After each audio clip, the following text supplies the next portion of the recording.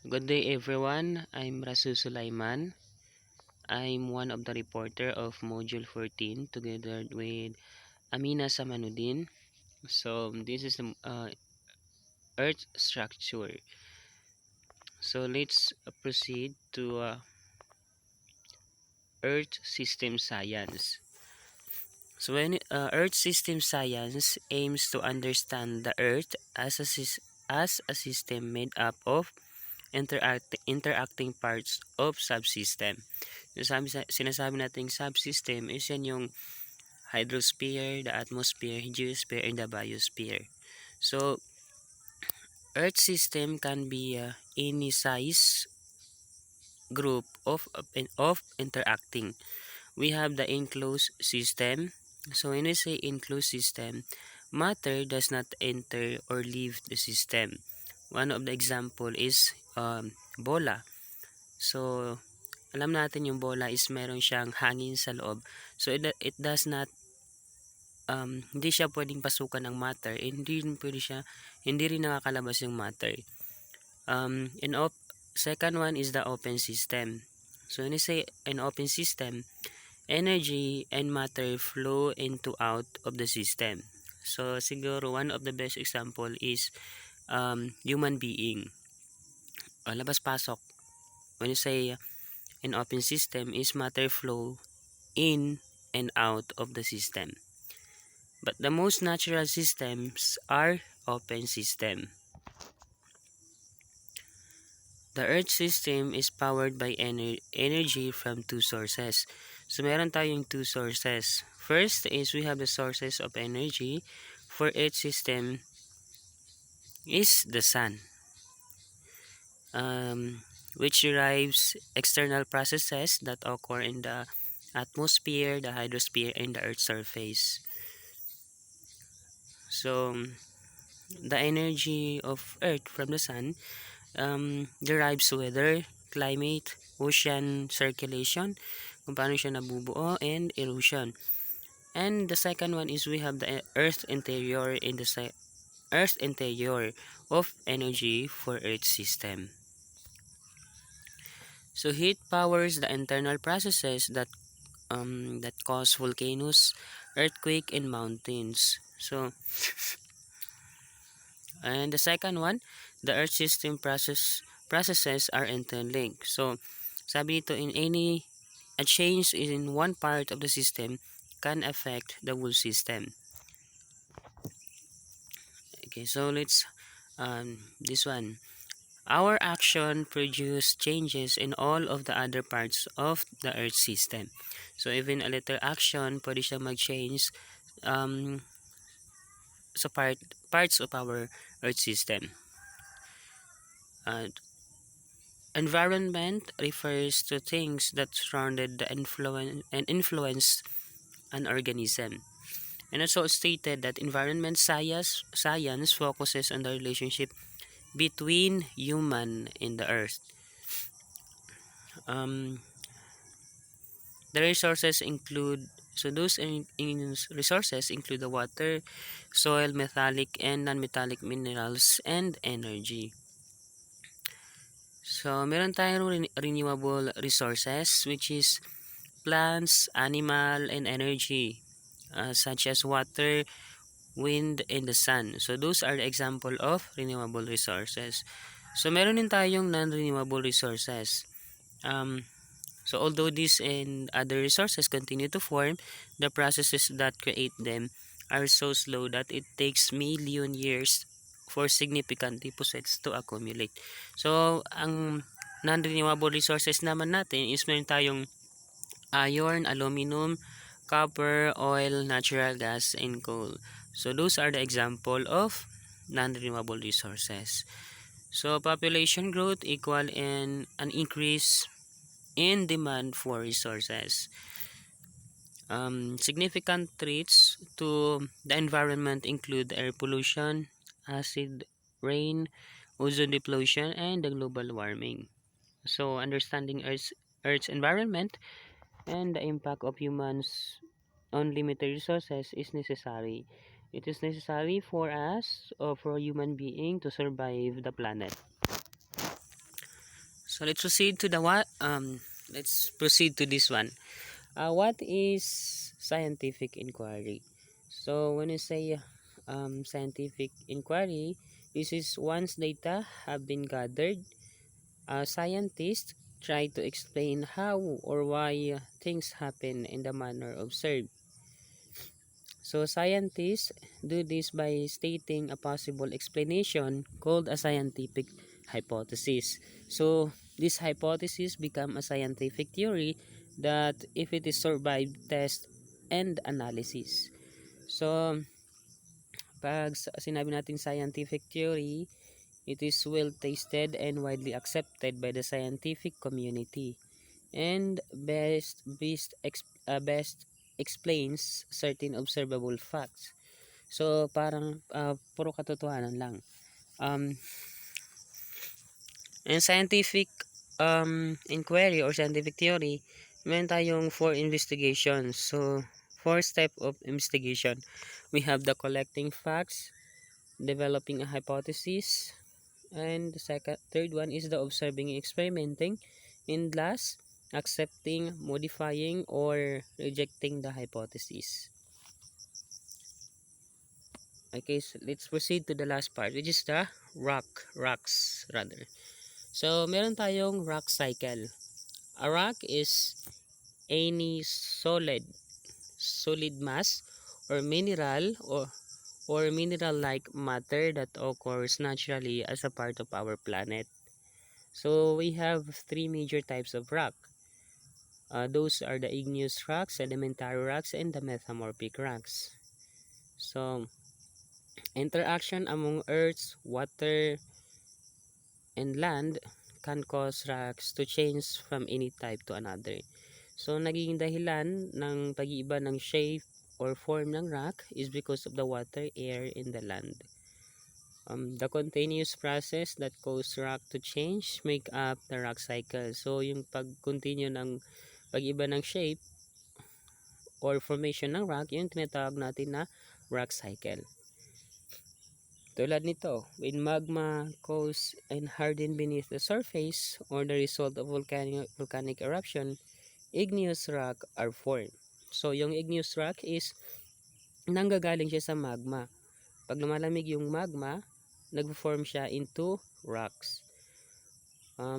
Magma is a molten material that forms deep beneath the earth's surface. So nanggagaling siya sa ilalim ng volcano. Lava is a magma that reaches the surface. Weathering is the process in which rocks are physically and chemically broken down by water, air, and living things. Sediment is made up of weathered pieces of Earth's material. So eventually, sediment is compacted and cemented to form sedimentary rock. So sedimentary rocks buried deep with Earth's surface are subjected to great pressure and high temperatures. So under extreme pressure and temperature conditions, sedimentary rock will change in metamorphic rock. So because of the extreme pressure and high temperature, sedimentary rock pwede siya mag-change into metamorphic rock. So process driven by the heat from Earth's interior are possible for forming both igneous and metamorphic rocks. So pwede siyang mag-form into igneous and metamorphic rock.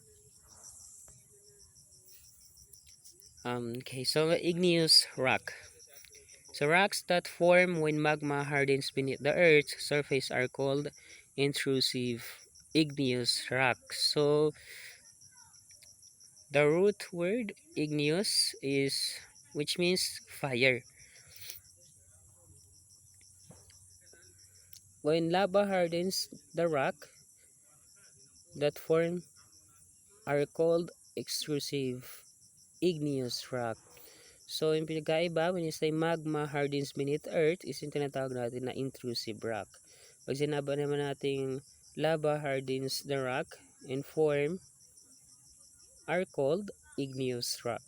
So texture and composition are the two characteristics used to classify if it is igneous rock or not. Meron tayong texture So texture is determined by the size, shape, and arrangement of a rock and the composition. Composition is determined by the proportion of light and dark minerals. So yun yung two characteristics para ma-identify mo if it is igneous rock or not. Slow cooling results in the formation of large crystal. So pag mabagal yung ang tawag dito, pag mabagal yung paglamig niya, nagre-result siya ng large crystal. And then, pag rapid cooling naman, mabilis yung paglamig niya, o paglamig ng magma or lava, it resulted in a rocks with a small, interconnected, and mineral grains. Properatic texture occurs in rocks which different size minerals that cool at different rates. We have the granitic compositions. Ito yung mga composition and texture of igneous rock.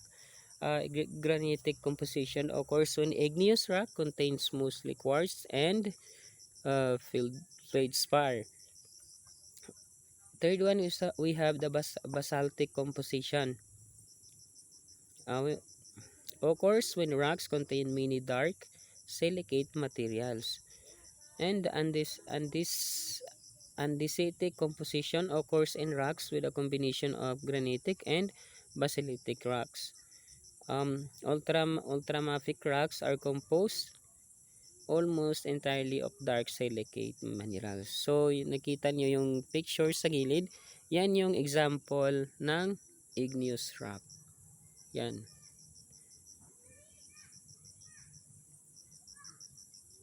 Okay, so let's proceed to the sedimentary rock. Erosion involves weathering and the removal of rock. So when an agent of erosion, water, wind, ice, or gravity loses energy, it drops the sediment. So this process is called deposition. Sediments form when solids settle out of a fluid such as water or air. So compaction and cementation change sediments into sedimentary rock. Compaction is process that squeezes or compacts sediments. Sedimentation takes place when dissolved minerals are deposited and tiny species among the sediments.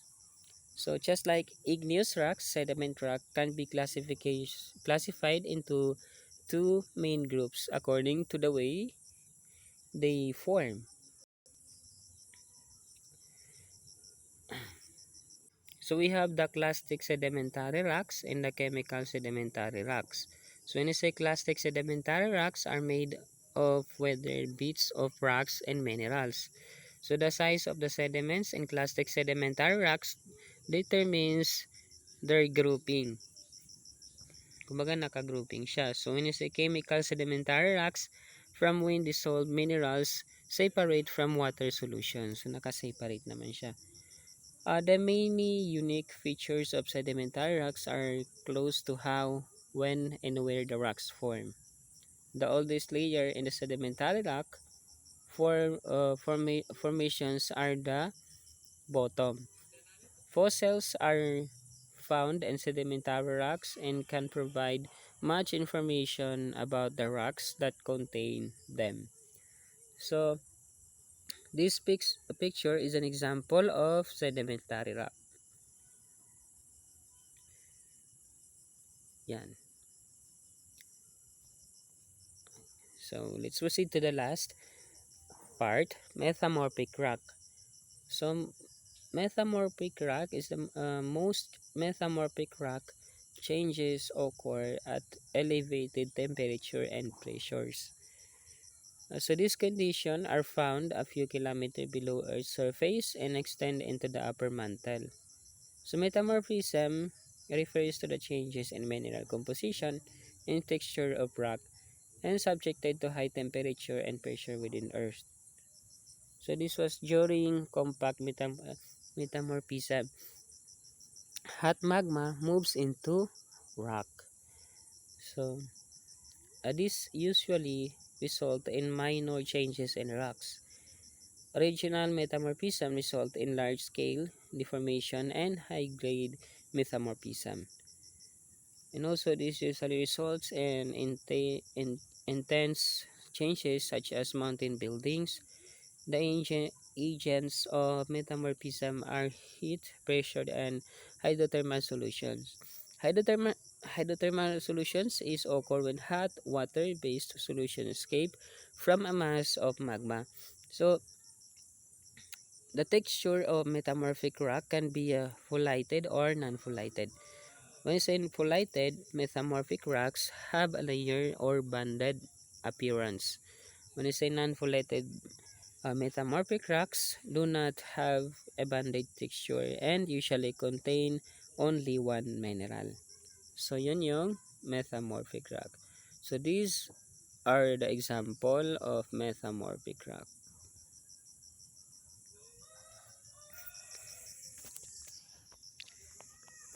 So that's all. Thank you for watching.